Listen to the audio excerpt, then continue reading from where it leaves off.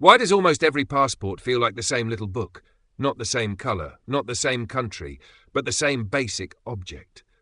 A small booklet, a serious cover, a photo page, lines of personal details, blank pages for stamps, and now a strange strip of letters and numbers that looks like it was written for a machine. That is the part most people miss. A passport looks like it belongs to the traveller, but it was really shaped for the border. And over the last century, the border changed its mind about what it wanted to see.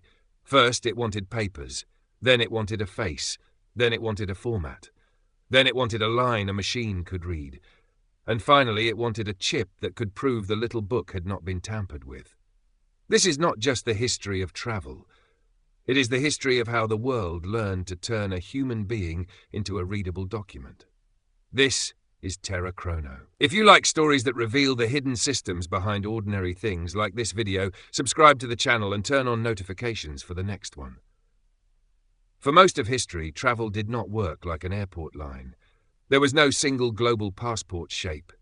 There was no little booklet that almost every border officer would recognize. A traveller might carry a letter, a permit, a safe conduct paper. Something that said, in effect, this person is allowed to pass. But these papers were local. They depended on who issued them, who received them, and whether the person at the gate trusted the seal, the signature, or the messenger. That sounds messy, because it was messy. For a long time, the world did not need one neat travel document. Most people did not cross borders often. And when they did, borders did not always work like the hard lines we imagine today. Then war changed the meaning of movement. World War I made governments nervous about who was crossing, where they came from, and why they were moving. When a state is afraid, a traveller stops being just a traveller. He becomes a question. Who are you? Where were you born? Who gave you permission? Are you staying? Are you leaving? Are you carrying a threat? After the war, Europe had a problem. People, soldiers, refugees, workers, diplomats, and goods had to move again. But governments did not want to return to the old confusion. They wanted control. They also wanted travel to be possible. Those two wishes pull in opposite directions. Control slows people down.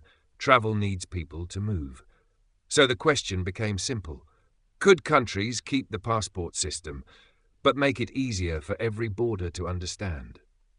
In 1920, a passport conference met in Paris under the League of Nations. The League of Nations was an early attempt to make countries solve problems together after the war. It did not create the modern passport alone, but it helped push a powerful idea. If every country had its own passport style, every border officer had to learn a different puzzle. If the document followed a common shape, the officer could work faster. That is where the modern passport begins to feel familiar. The League model described an international-style passport. It was not just a pretty cover. It was a system of boxes. The model passport had 32 pages. The first pages held identity. The rest were for visas. A visa is a permission mark from another country. It says this person may enter, pass through, or stay under certain rules. The model said the passport should be written in at least 2 languages, the national language and French. That detail matters. It means the passport was not made only for the citizen, it was made for a foreign official. Someone in another country had to open the booklet and understand what they were looking at. The cover had to show the country name. It had to show the national emblem. It had to carry the word passport. Inside, the pages arranged the traveller into readable parts. Name, birthplace, age, description, photo, signature, visa pages. This is the quiet revolution. The person did not disappear, but the person had to fit inside a format. A passport is emotional because it carries identity. It has your face in it. It can decide whether you go home, board a plane, or get stopped at a desk. But the shape of it is not emotional. The shape is administrative. That word just means office logic. It means turning messy life into fields, boxes, pages, stamps, and rules. Once that logic worked, it spread. Not because every country wanted to look the same. Countries still kept their symbols, their colours, their emblems, their languages. But under the national design, the same deeper question kept returning. Can this border officer read it quickly? Can another country recognize it? Can it hold the proof we need? For decades, the passport was mainly a document for human eyes. A person opened it. A person compared the photo. A person checked the stamps. A person looked at the name and decided whether the story matched the traveller standing at the counter. Then air travel changed the scale. Airports created a new kind of border. Not a quiet desk at the edge of a road. A moving machine of passengers, queues, tickets, bags, flights and deadlines. More people were crossing borders faster than before. The passport had to survive speed. And this created the second major turn. In 1968, the International Civil Aviation Organization began work on machine-readable travel documents. ICAO is the United Nations agency that helps countries agree on rules for international aviation. In plain language, it helps planes, airports and border systems speak the same basic language. The goal was not poetic, it was practical.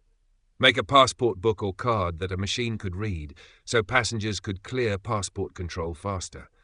That changed what a passport was. It was no longer only a booklet for a border officer, it became a booklet for a reader. The machine needed steady rules. It needed the right size, the right zones, the right letters, the right order, the right kind of printed characters. ICAO chose optical character recognition. That means printed characters designed so a scanner can recognize them. You have seen the result. At the bottom of a passport identity page, there are 2 lines of letters, numbers, and angle marks. It looks almost ugly, but it is one of the most important parts of the document.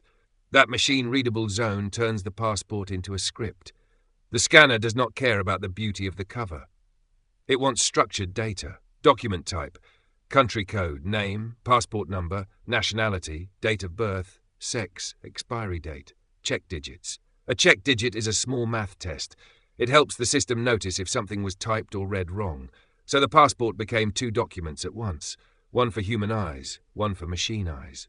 In 1980, ICAO published the first edition of Doc 9303, called a passport with machine-readable capability. That document helped set the pattern for early machine-readable passports in countries including Australia, Canada, and the United States. From there, the logic kept expanding. The passport was no longer just standardized for recognition. It was standardized for processing. There is a difference. Recognition means a person can look at it and understand it. Processing means a machine can take the information and move it into a system. That is why modern passports feel so similar. Similarity is not the decoration. Similarity is the hidden grammar. A passport must be different enough to represent a country, but similar enough to be read at another country's border. Then came the chip. The ePassport looks like a normal passport from the outside, except for a small symbol on the cover. That symbol means the document has an electronic chip. The chip can store the same kind of biographical information printed on the page. It can also help prove the data has not been changed. This is where the passport becomes stranger. The border is no longer only asking, does the face match the photo? It is also asking, did the issuing country really sign this data? Think of it like a sealed envelope. If the seal is broken, you know someone may have changed what is inside. An ePassport uses a digital version of that idea. The chip carries data. The data carries a digital signature. Border systems can check that signature against certificates from the issuing state. That chain of trust helps prove the passport is authentic. Not magic, not mind-reading, just a very strict way of asking, did the right authority create this document and has anyone changed it? So the passport has gone through 3 lives. First it was a paper permission, then it became a standardized identity booklet, then it became a machine-readable and electronically authenticated object. Each life made travel easier in one way, and each life gave the border more power in another. That is the real reason every passport looks the same. Not because the world ran out of design ideas, not because countries stopped caring about national identity, but because the border became a global system. And global systems love objects that can be checked quickly. The cover says country, the photo says person, the stamp says permission, the machine-readable zone says data, the chip says proof. All of that is packed into a booklet small enough to fit in your pocket. That is why the passport is such a strange object. It feels personal, but it is built for strangers. It feels like freedom, but it is also a tool of control. It lets you cross a border, and at the same time, it reminds you that the border is real. The next time you open a passport, do not look only at the photo. Look at the boxes, the numbers, the blank pages, the machine-readable lines, the little chip symbol on the cover. That is the hidden story. The world did not just standardize a booklet, it standardized the way a person becomes readable, and that is why the border now fits in your pocket. If this changed how you see your passport, like the video, subscribe to Terra Chrono and turn on notifications for the next story.